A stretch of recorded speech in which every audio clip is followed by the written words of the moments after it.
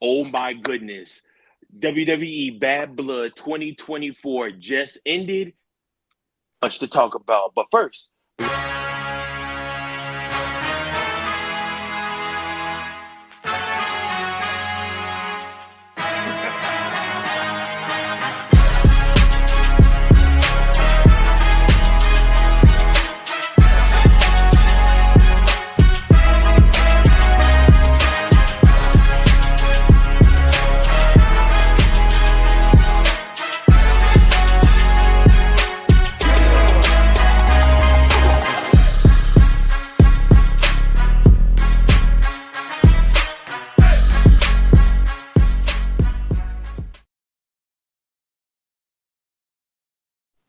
WWE Bad Blood 2024 has just ended. This is your review of the show.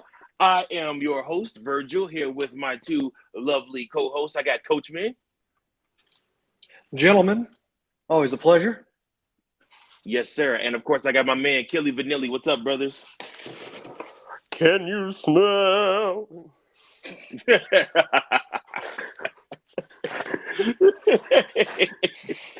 Oh my gosh. Okay. So we are coming off of an explosive ending. This was really what Bad Blood was all about. We closed some feuds, we finished some feuds, and we saw the dawning of what is our next feuds coming in WWE, especially on that Monday Night Raw brand. This was a Raw heavy pay-per-view for the most part. Like I said, 2 SmackDown matches, three Raw matches. Like I said, but you saw some feuds in and some new feuds spark. We saw some returns, with the biggest return of all, obviously being Raquel Rodriguez. the real Rock. Yeah. Oh yeah. Oh for sure. She could have played Young Rock, look. Look at them shoulders. All right, fellas. So let's get down to business. First and foremost, we start the night with the Hell in the Cell match, CM Punk versus Drew McIntyre. Interesting way to book this. I definitely thought that this match would probably go on second to last. They start the pay-per-view with this match. I really thought they were going to start the pay-per-view with Rhea versus Liv, and then with Dom being in the shark cage, but nope. They used that match as a blow-off match, steam match in between some of the hotter matches. But we start off with the Hell in the Cell match, bloody, gory match, man. Just so much back and forth. These two did things to each other. Obviously, in the end, it winds up with CM Punk getting the upper hand and winning the match. He literally wrapped a steel chain around his leg and gave Drew McIntyre the go to sleep with that. And after that, man, I was like, that's crazy. I've never seen anything like that before, ever. That's nuts. What did you guys think of this match? What were some high spots that you saw that you thought were really good? What about you, Coach? I mean, if I'm being honest, I think this should have been the main event. And I'm just, even with all that happened for the last match, the pay-per-view's Bad Blood. This whole rivalry's been about Bad Blood. And, I mean, after that match, they weren't really invested in the other three before the main event. I'd say maybe a little bit more towards the Liv and Rhea match. There was a little bit more, but crowd was dead during Nia and Bayley's. Crowd was a little into it with Damian and Finn, and then it kind of got better, and then the main event happened, and of course the crowd's back in it. I mean, how can you follow that? Because what they did, that was old school Hell in a Cell. They didn't have to go outside the ring, or they didn't have to break down the cell door and then try and climb up and everything like that. They stuck inside and made it gut-wrenching. The blood was awesome. I just loved watching Drew's face just piled on with blood, and you could just see his eyes like pop out through the blood. That was just a beautiful scene. I thought I was the only one that noticed that. I thought that same thing. Yeah, no, imagery-wise, that portion of the story was crazy. I mean, like, watching them do that with the match, that was nuts, for real. And I agree with, I think, I can't remember who in our chat said it. I think it was either Fritos or Tank. They said this was the one match, it could have gone either way. and nobody would have gotten hurt with it. Tank. And I agree. Yep. I agree. Yep. This could have gone either way. Tank. I understand with probably building Punk up more for that World Heavyweight Championship match, so I get that. But man, there's just too many spots to go over to where I just thought it was beautifully executed, using the toolbox, the wrenches, the steel steps. Just it was perfection. 5 stars. The spot where Drew suplexed him off the ring post into the onto the table. Obviously, the beads came into play. It was a brain buster. Oh, I'm sorry, brain buster. You're right, sir. Right. The brain buster over onto the table, or how about when he bought out the black bag, the sackcloth bag, that usually entails thumbtacks. But yeah, that's what I thought too. Not tonight. No thumbtacks. No, it was beads, and it was in the same form of the beads that CM, his wife and dog's bracelet fashioned after. So obviously a callback to that moment in the match. And then obviously, like I said, the moment I mentioned before with it was a couple of times, but it was close calls. Drew hit him with a couple of those claymores, and I really thought they were going to put Drew over and Drew was going to win. Obviously they decided to go with CM Punk. But yeah, some awesome moments in that match. What'd you think, Killy? I mean, again, I thought Drew should have won, but dude, I'm not mad about it. It was a great match. I kind of wish feuds would end with the bad guy getting over. Like, feuds never end until the good guy gets their comeuppance. It's like, dude, sometimes good guys just lose out. To where I wouldn't mind seeing Drew finish that out and then going for the title, but the match was great. It's the best Hell in a Cell since Roman and Jay, and then before that, New Day and the Usos. Like, before, like, those are the best 2 Hell in a Cells until this. So, dude, thinking about it should have went Rhea, Liv, then Finn, Damian, then Bailey, Nia, then it should have went Punk, Drew, and then again for every Roman match, the first 15 minutes the crowd does seem semi-uninterested, to where they could use the first 15 minutes of the match to cool off. They get their 7 minutes of hot stuff, and then The Rock comes out, and the pay-per-view probably would have been looked at as better if it was just put in different spots. But again, I still enjoyed the pay-per-view. It was a great pay-per-view. I really don't got complaints. I'm excited to see where it goes. Jimmy's back. Right. Jimmy's that boy. Right. They're assembling the old bloodline. They're going to go get Jay, and then they're going to be like, dude, we're missing one. They got to get Mr. Honorary Oosterton, and it's going to happen. Right. But I think they did a good job. Now, expectations might have been a little too high for the show. Up that way. But also, I like the production of the show. I like the little vignette with Triple H. How many effing metros do you know? Like, that was funny. And to where, like, again, yes, if we're disappointed a little bit with pay-per-views like this, that shows how spoiled we are. Oh, for sure. No, we've definitely gotten some good wrestling. I mean, especially coming off of WrestleMania and just how heightened that was.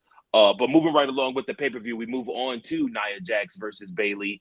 They showed the video package. This match, like I said, was really a filler match. Obviously, Bayley had to get a rematch for the WWE Women's Championship. And about it, like I said, I knew she wasn't going to win. They're not going to take the title off Nia and have Bayley be the one to beat her. Like I said, it will end up being Tiffany. And we almost actually got a cash in the match. And then out of nowhere, Nia Jax rose up like the Undertaker. She sat up like she was a brother of destruction, and legit looked around at that girl like, "What do you think you're doing?" And like legit, like even at the end of the match, obviously Nia Jax goes on to flatten Bayley and win the match and retain her championship. But even after the match, she gets out the ring. She's looking at Tiffany, and Tiffany's looking like, "Ooh, I kind of stepped in it again." Like, and bumping heads. So, I mean, like I said, Saudi Arabia is next for Crown Jewel, and we could see a WWE Women's Championship cash in at that pay-per-view. What did you guys think of this match? Bayley, dude, I'm the biggest women's wrestling hater ever, and I do not like Bayley. Bayley looks like Stormfront from the Boys. Like, I don't like her, but this match was good. If you just watch the match, they did their shit. It was a good match. Nia Jax, you can tell that she's gotten better shape and prioritized something different ever since the whole thing, bro. She's been cooking. Ever since she came back from leaving after that, she's done a great job. Like, again, I'm glad she held on to the title. I think all her facial expressions, like when she sits there cross-armed, just like, dude, she's badass. Like, I can't believe I'm saying this, but Nia Jax is one of the best women in the company right now. I'm not saying, like, all around ever, but in the moment, dude, she's top 5. And She I don't looks think good. she's 5 or 4. Yeah. She looks good at what she does in the ring. Like I said, Tiffany botched the spot with the cash in. At the beginning, she ran past her with the briefcase and missed her head, but came back around, hit her with the All right, boys, briefcase. I gotta hop off and watch UFC. All right, enjoy. Hey, watch for me Monday on Raw. Me and Frito. Is it Fritos? Is he gonna be there? Yeah, Fritos is going to be there. Yeah, Look Fritos for will be me. there. Yes, sir. If we need to do a live stream while I'm there, let me know. Okay. All right, bet. Stay smooth, brothers. See you, Kill. All right, we're down to a 2-man booth. So, but yeah, back to what I was saying though when thinking about this match. I mean, like I said, there was a couple botches, couple mess ups, but for the match, for the most part, this was Nia Jax WWE. Bayley gave her best match in WWE. This is one she can look back on and be proud of because she came out of it looking strong. She didn't look like she botched or really seriously hurt anybody. She got all her stuff in, and Bayley was able to take everything, and they were able to work, and it looked good. It looked clean for the most part, literally clean match. Yeah, I kind of have to disagree with you on that one. I didn't think it was as clean as. I mean, I had low expectations going into this match. Sure. It did what it needed to do storyline wise, so I got that. Right finish. Tiffany coming down was kind of a cool surprise, and again, they're teasing that cash in, and you could see her more look at Bayley when she was doing that. So when she was going to cash in, make it a triple threat, and then she pins Bayley instead, I thought that would have been kind of a cool wrinkle thrown in.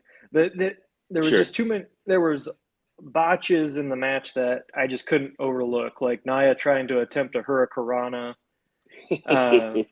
I mean, I give you props for trying, but man, that just didn't look good. I think Bayley had a botch on the outside in the ring. It just didn't. It wasn't as clean as you might have thought, Virgil. But I just wasn't a fan of the match going into it. So maybe I was a little bit biased. But again, storyline wise, well, I mean, it's job. Yeah, I mean, it's meant to move the Money in the Bank cash in along. This match is really to move along the arcing story, which is Nia Jax and Tiffany, and is Tiffany going to cash in on her and win that WWE Women's Championship?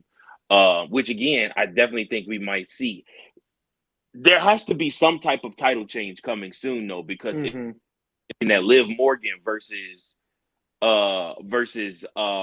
Nia Jax at Crown Jewel for the Crown Jewel Women's Championship, you know. So, like I said, somebody's getting ready to lose a title here soon, and I mean, Tiffany may turn around and go face, you know, here within the next 2 weeks or so. I mean, Corey Graves even said it. You know, 4 weeks is an eternity in the wrestling business. You never know what's going to happen in the next 4 weeks. Right. So, with that being said, again, like I said, for my standards of Nia Jax, I thought this was a match she could look back at and be like, okay, I'm kind of proud of this one. We kind of did our thing. But I agree with you there. Even when she tried to hit her with the Samoan drop off the top rope, she did kind of botch that as well. But I mean, like I said, she's trying in the ring again. I think something Pat Patterson once said still rings true to this day. You ought to let big men just be big men and stay on the ground, you know, and work the ground. If they leave their feet, it needs to be like a monumental thing. Like that's how they booked Andre for a while. That's how they booked Show, you know, was like, you know, the big guys, the big girls need to stay on their feet. When you pull them off their feet, you know, it needs to be because it was a monumental moment. So. You're right. Again, just some critiques or whatnot. Then after that match, we get Damian Priest versus Finn Balor. I love the video package for this match. That video package was amazing. I thought they did a really good job with this, showing the contrast of how things changed. The match itself for me was boring. It was very predictable. I knew Damian was going to win. I knew Finn was going to lose. They aren't nowhere near finished with each other yet. I don't really know what they're going to end up doing, but they're not finished with each long shot. So I mean, they'll see another match. The Judgment Day tried to come out and interfere. Obviously, Damian beat them all up, made them look goofy, and then caught Finn with the South of Heaven, and choke slammed him down to the ground and pinned him. And I mean, that's your match. It was all right, you know. Yeah, I'm with you on that one. I was kind of disappointed because I was really looking forward to this match, and I thought they were going to deliver, and I thought they did to an extent. But that seemed more like a match you would see on Raw or SmackDown. Yep. That didn't look like a pay-per-view match. And I think that's kind of where I was disappointed. It was like, okay, this is just kind of typical. But you could have had the main event Monday Night Raw with that match and it would have been fine. Exactly. But to be on the Bad Blood pay-per-view, you need to have you had to go all out. Do you think that match, if you were booking it, do you think you would have made a stipulation for that match? Oh, hell yes. Yeah. Oh, yeah. I thought they should have done that from the beginning. Even if it's just a street fight or something like that, fly Bad Bunny in or whatnot, have Bad Bunny help Damian Priest or something. Mm-hmm. When the Judgment Day comes out, if you're going to make this a show of shows and pull out all the stops, they really hyped up Bad Blood. Definitely should have done a stipulation for this match, a street fight. Let Bad Bunny come out, bring some toys for Damian, help him, and go from there, you know? Yeah. Would have been a good callback to Backlash in Puerto Rico. Correct. But, yeah, I mean, like I said, it was what it was. This is just the first time them meeting up. They're trying to really slow burn this. I mean, you know what? You might even get a Bad Bunny return, and maybe him and Damian win the World Tag Title. You know, like I said, we could potentially see that in the future with those two. So, I mean, I wouldn't put it past them. Moving right along after that, then we go to the segment where Triple H comes out, apparently had a big announcement, and the announcement was pretty big. I liked it. He announced that in 4 weeks at Crown Jewel, there will be something to fight for. The women's World Champion and the WWE Women's Champion will go head to head, and the WWE Champion and the World Heavyweight Champion will go head to head for in separate matches for the Crown Jewel Championship. And Triple H unveiled what that title looked like. And I don't know about you, but to me, that looks exactly like the AEW World Championship. Like, I was like, wait a minute. It's the green AEW World title. What is this? Come on, guys. Like I said, I mean, it's a beautiful belt. Don't get me wrong. It's a beautiful belt. I love it. But big. Like I said, it looks just like the AEW. You can tell whoever the makers of it were inspired by the AEW World title. What'd you think? I mean, first, I think it's a great concept for Crown Jewel. You get the two champions of both divisions battling against each other. I think that's great, just kind of to see who's the better champion. I like how Triple H said, like, he clarified, like, no title exchanges are going to happen, and the crowd was kind of like, oh, well, that kind of killed it. But I mean, we're still excited for it. Right. That brings me to the women's division. You had mentioned we'll probably see a cash in. I agree with you. I think Tiffany does cash in during that match, but pins Liv, and then they have to decide, like, which championship does she win, or is she a double champion? Like, I think that would be I think that's an interesting concept that they could go with. Ooh. And then somebody might say, like, oh, well, you're on SmackDown, so you have to choose the SmackDown championship, thus creating that continuing the Nia and Tiffany feud. Yeah. Even though she Yeah. pinned Liv for that championship, they'll be like, they can make it to where it's like, yes, you did win a championship, but since you're a SmackDown superstar, you won the SmackDown championship. And then that way Liv creates more heat by, oh, she got away with her title again and everything. And she didn't deserve the win like she did tonight. She needed help or a stipulation. So that's where I think they could go with it. And then Gunther versus Cody. Gunther versus Cody, I think, is just going to be a great old school wrestling match. That it's probably going to end in interference, if we're being honest. But oh no, most definitely end in interference. There's no way it's not ending interference. And on top of that, I have a prediction for the end of our show once we reveal the ending. Obviously, The Rock returned and whatnot, and I have a prediction for what's going to happen at Crown Jewel. But I'll save that for the end of our show. Moving right along though, past that, then Gunther obviously comes out and he predicts the future, just like he predicted he would win King of the Ring, just like he predicted he would win the World Heavyweight Championship. He pre-called this shot again, and Gunther has had a hell of a job in 2024 once he calls those shots because he has delivered on each and every last one of them. And literally, like I said he is going to be the Crown Jewel champion. Like I said, he comes out, talks a little smack, talks about the legends, obviously then zeroes in on one Bill Goldberg. It was a great sight to see him and his son Gage there and his wife. And like I said, sitting in the front row behind commentary. And obviously Gunther running his mouth, shooting off at the mouth, and then says that he hopes that Goldberg will be a better father than he was a wrestler. And that just sends Goldberg off the edge. Hop starts doing the little ticking thing that he does and hops over the barricade or whatnot. He's ready to go into the ring. And this is mind-blowing because just 4 or 5 months ago, we were talking about Goldberg potentially getting his last final match in AEW. And here he is on WWE television, on our screens again, up against, once again, a current World Heavyweight Champion. And I mean, like I said, for me, I'm just sitting here like Goldberg's really on my TV right now. And again, it's Atlanta GA, and he's over. He is over, dude. Like the crowd is going nuts for him, bro. I'm like, oh my gosh, man. I'm like, what is this? It's happening. But it was a really cool moment. I really enjoyed it. Then obviously, Gunther pulls his jacket off and he pulls his title. He's telling him, "Come in the ring. I got 3 minutes for you." And that's another thing I wanted to tell you. Yeah. Like I said, Gunther smack talk is getting better.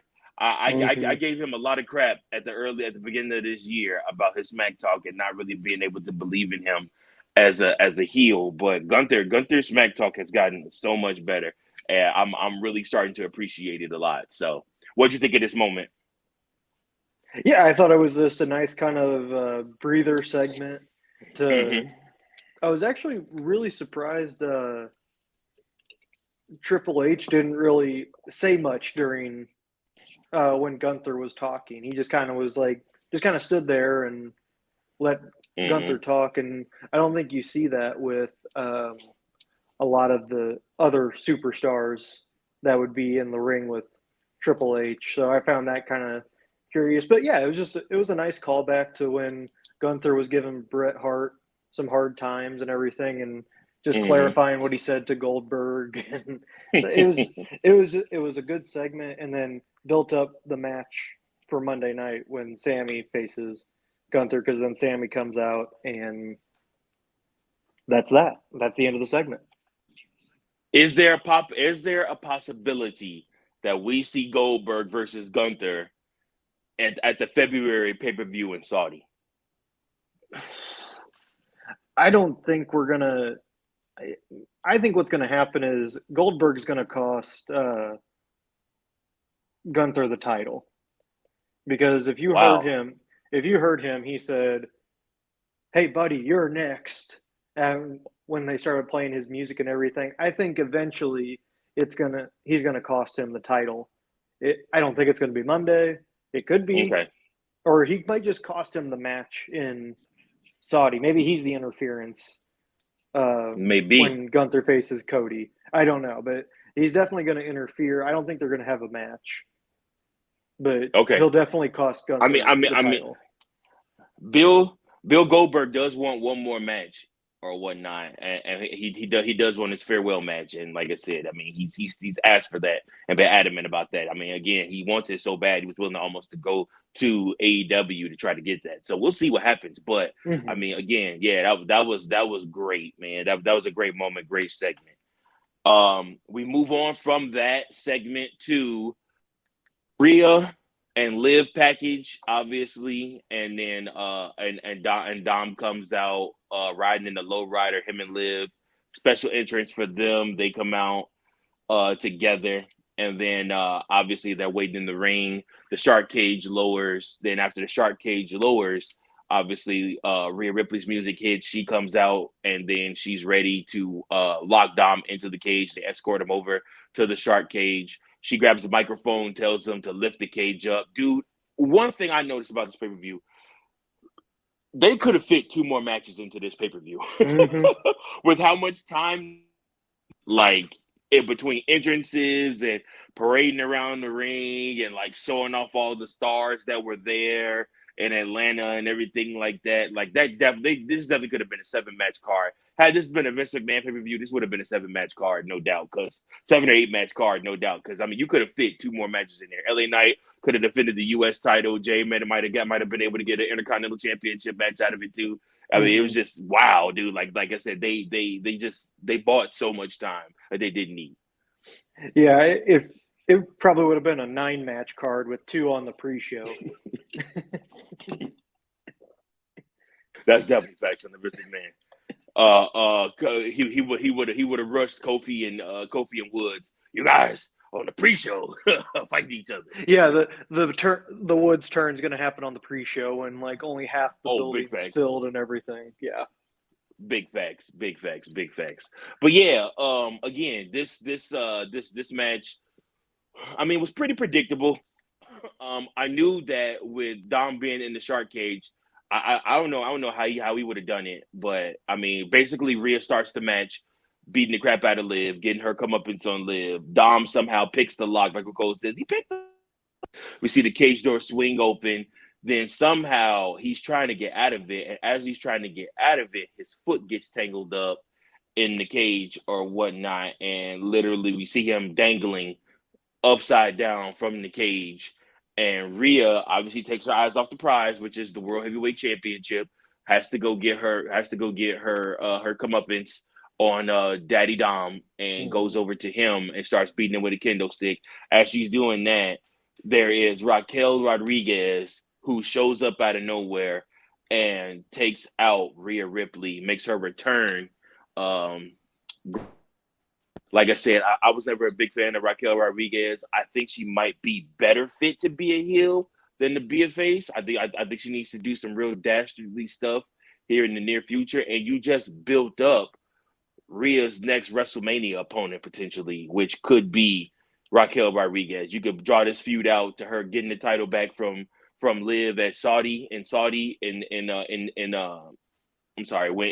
January, February, in March or whatnot, and then in April, like I said, she goes up against what's her face? She goes up against Raquel Rodriguez for the women. Raquel could potentially beat her. I mean, I don't know. We'll just see. We'll have to see what happens with that. But what did you think of this match? What did you think of Raquel's return? I mean, it was kind of anticlimactic. I know I said that in our group chat. It just was. I felt like the execution was off, and it didn't help that Raquel botched the finish when she took out Rhea and then put Liv on top, even though the bell had already rang for. It was like, and good recovery by Michael Cole saying like, this is more of just some symbolism that Liv Morgan got her way and everything. So I was like, good save there, Cole. That was nice. But if you think about it, with Raquel, she had always been against Rhea. I get that, but she was always also against Dom too. And so just because Liv and Dom are together now she's all of a sudden okay with that. See, that's when, and we've talked about this before, the issue, I'm all about character in WWE. I look at the character and the storylines. It doesn't matter about obviously the wrestling and performance matters, but I look at it from a character and storyline perspective. Mm-hmm. Storyline, it moves the needle. I get that. That part was fine. But the character wise, if we're looking at Raquel, why all of a sudden is she okay with Dom and Liv together? Like, where the sane person would be like, I'm here for Liv. Yeah, sure. I don't trust you yet. But you could see her at the end saying, like, this is the couple, yeah, this endorsing is the couple. them. And Yeah. I'm like, I don't, that part I didn't get. And that's why I was like, this is anticlimactic. Because character-wise, this doesn't make sense. If she was there, if she helped Liv and then maybe like gave a look to Dom, I'd be like, okay, yeah, but I get it. Like, or like push them back on the ground. Yeah, push them back on the ground and walk past them. Yeah, or just not even acknowledge him. If just something like that, I'd be like, okay, yeah, they did a good job of that. But the fact that she was endorsing it, I'm like, I just didn't like that. So that's where I'm confused. I'm hoping that Raquel could on Monday kind of clarify everything, and maybe that's what's being said online. I don't know. I haven't checked yet. I've been kind of off social media today with how bad the Mizzou Tigers played today. That was bad. I didn't want to get on anything like that. So thankfully Vanderbilt beat Alabama to take away some of the sting. Because Mizzou did beat Vanderbilt. So I mean, technically we came away 1-1 today. We lost on the field, but won off the field. It's the small victories. You gotta take the small victories. Yeah. So I don't know how I feel about that, but neither here nor there. I think it was confusing for me, and I think the crowd kind of reacted appropriately. Like, oh, hey, Raquel's back. Like, oh, she cost Rhea the match, and then she's with Dom and Liv, and she's like, this is the couple right here. And everyone's like, wait, what? Like, yeah. Didn't you, before you left, like, didn't you hit Dom or something? Like, didn't he cost you a match and you got furious at him? Like, it's like what they're doing with Cody. They're having him explain why he was teaming up with Roman and everything. And everyone's like, okay, yeah, that makes sense. So I'm hoping they do that with Raquel. That and that's the point I was going to get to with you. I trust Triple H. I trust Triple H a lot more than I trust that's booking any other type of wrestling right now. And I know that they're going to go back to the drawing board, write some stuff out, him and Paul Heyman and Bruce Pritchard, and make sense of what happened and the reason they did the turn. So I have faith in them that they're going to make sense of this, and they're going to make sure that it makes sense to us. So yeah, no, I think, like I said, I definitely think that they'll clean it up on Raw on Monday night, which goes back to 2 hours, so 7 to 10. Yes, it does. Oh my, I'm sorry. Yeah, wait, no. No, that's right. Or, man, what day is it? Oh, next Monday. Not this coming Monday. We got not another this 3 coming hours? Monday. The following Monday. Yeah. Oh my gosh. Oh, so much wrestling. Is that right? And they have rumors. Yeah. They have rumors that AEW is looking at moving to 3 hours, moving Dynamite to 3 hours on Wednesdays. I'm like, oh no, no, please. I don't know about that one. Oh man. Okay, moving right along, we go up to our main event. Solo Sikoa and Jacob Fatu come out. And I don't know if you peeped this or not, but Jacob Fatu be low-key dancing to Solo's music, like it's like popping. He be like, duh. It's hilarious, dude. Me and my brother was watching the pay-per-view. He's like, what the hell is wrong with him? Why is he dancing like that, dude? I was like, bro, he's an idiot, man. They can't help it. Them Fatu boys are like real legit funny.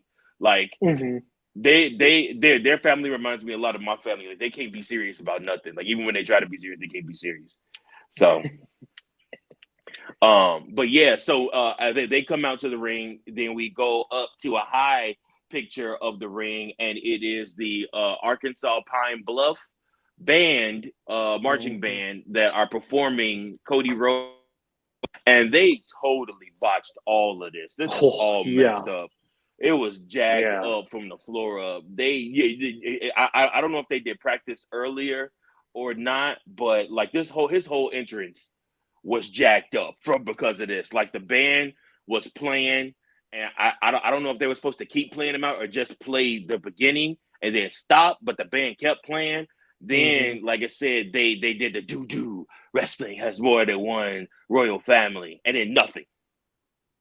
And then doo-doo. Wrestling has more than one royal family. Which in their defense, they can really turn that into, as Cody, like he purposely made his entrance music like that to remind Solo and Jacob, like I'm still better than you, or my family's still better than yours.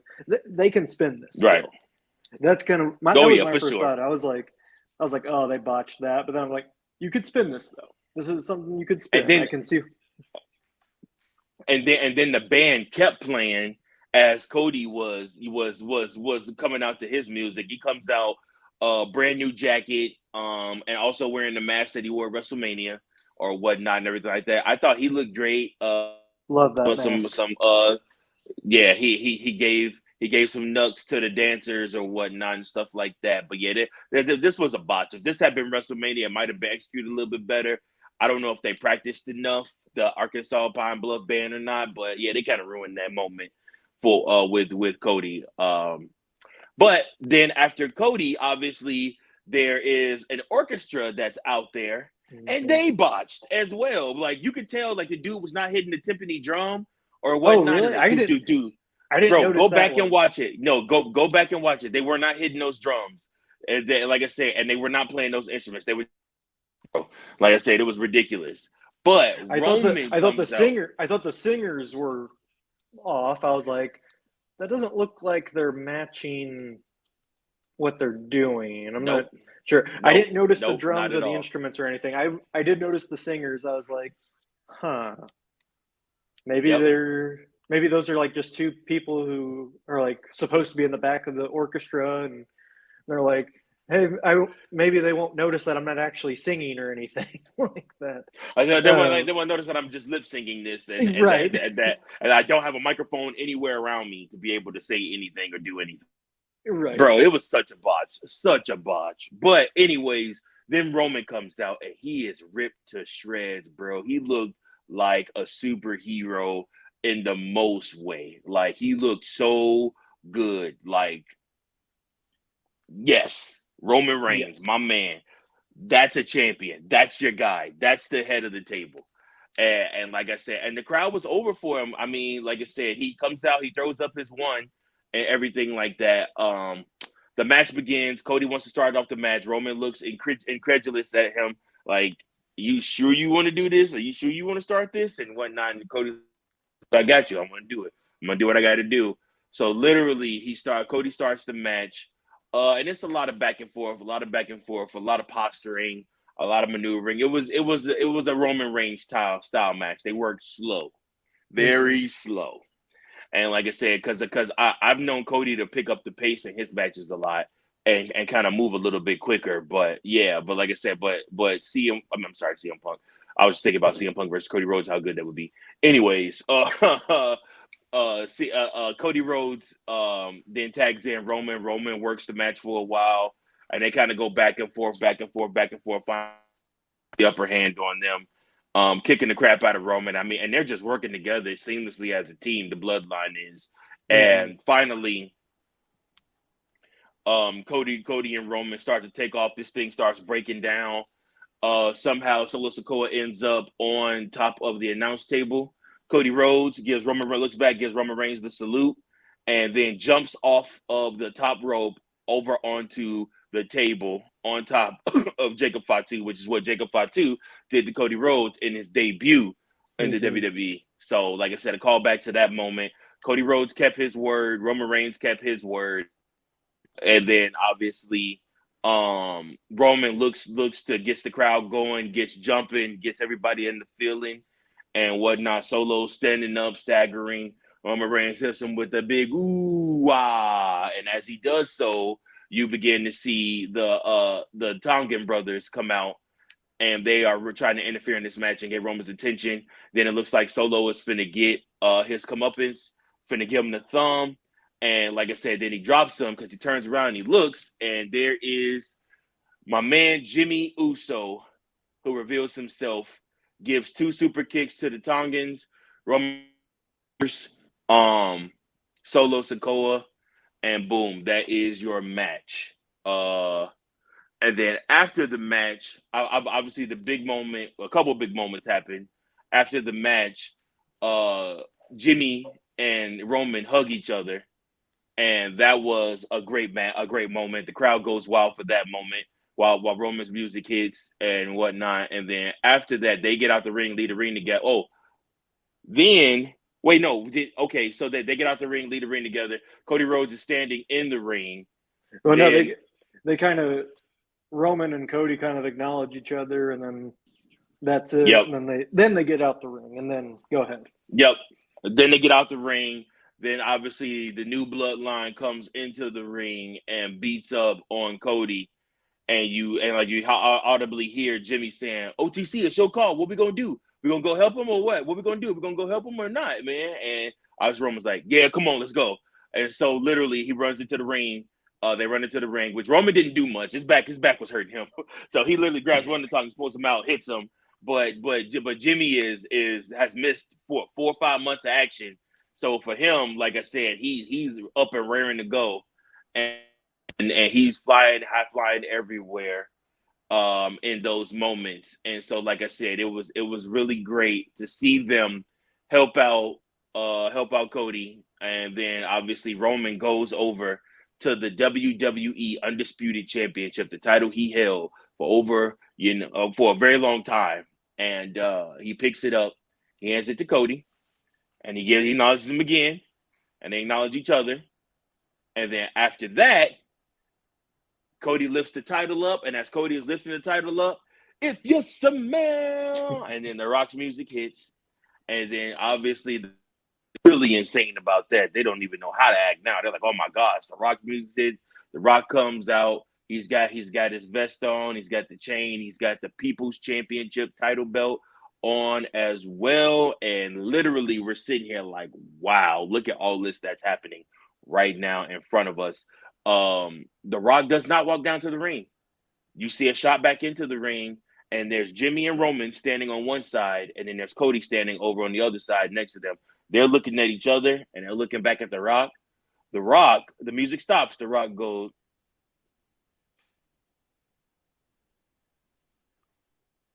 after that, turns around, walks away, his music hits. So, my question to you, what did you think first and foremost of the main event, and then we'll get into the stuff after? Main event wise, I mean, I thought the match was really good. I thought it was, I understand why they put it as the main event, because you got 2 of the hottest baby faces now in the company teaming up together after they were big rivals. It's almost to think of it as back in the Attitude Era, it was like when Stone Cold and The Rock would team up together. Mm-hmm. So it's like, oh, okay, yeah, like this is a money-making match. I get that. Oh, yeah, for sure. Execution-wise, I thought it was good. I just can't wait for Jacob Fatu to get a singles run soon, because it's gonna be fun. It's gonna be fun. It's gonna be fun to watch, man. I love how they're working with him right now. Like they're making him